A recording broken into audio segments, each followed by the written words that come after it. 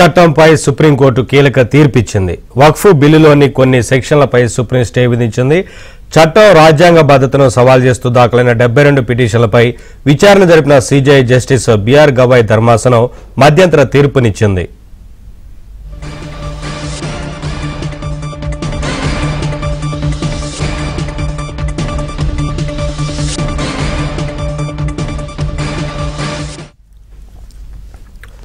ఆస్తిని వక్ఫ్ కి అంకితం చేయాలంటే కనీసం 5 సంవత్సరాలుగా ఇస్లాం ఆచరిస్తూ ఉండాలన్న నిబంధనను సుప్రీం ధర్మాసనం తాత్కాలికంగా నిలిపివేసింది.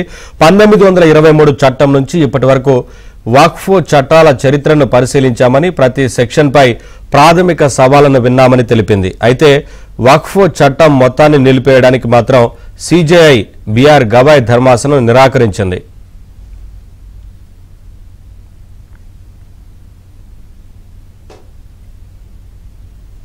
అటు వక్ఫ్ బోర్డులో 4 కంటే ఎక్కువ మంది ముస్లిమేతరులు ఉండకూడదని, రాష్ట్ర స్థాయిలో అయితే 3 కంటే ఎక్కువ మంది ఉండకూడదని సుప్రీం ధర్మాసనం తెలిపింది.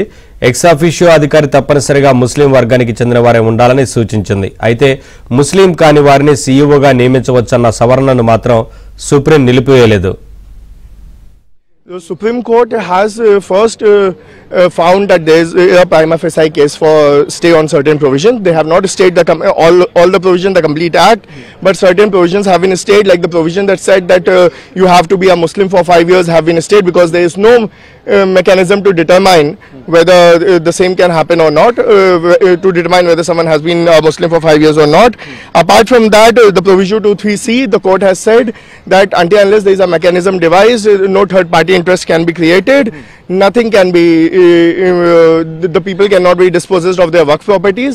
As far as non-Muslim members are concerned, the court has said that in the waqf board it cannot be more than 3 and not more than 4 in the section 9. And on the registration, the court has apparently extended the time limit but has not stayed the provision. కాగా supreme నిర్ణయంపై ముస్లిం సంఘాలు, విపక్ష పార్టీలు ఆనందం వ్యక్తం చేశాయి. ఇది నిజంగా మంచి నిర్ణయమని, సుప్రీంకోర్టు కేంద్రం కుట్రను నియంత్రించిందన్నాయి. ఇది పూర్తిగా విశ్వాసానికి సంబంధించిన విషయమని, 5 సంవత్సరాలుగా ముస్లింలు ఎవరున్నారో కేంద్రం ఎలా నిర్ణయిస్తుందని విపక్ష నేతలు ప్రశ్నించారు. बहुत शुक्रिया, ये बहुत अच्छा फैसला है और सरकार की साजिश और सरकार की मंशा पर माननीय उच्चतम न्यायालय ने बड़े पैमाने पर रोक लगा दी है, अंकुश लगा दी है।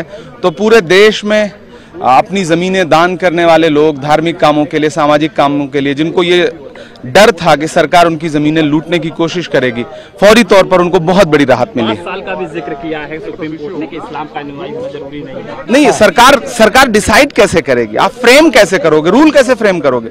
आप कैसे करोगे कि कौन 5 साल से प्रैक्टिस कर रहा है? ये तो आस्था का विषय है, ये तो अंतर्मन की बात है।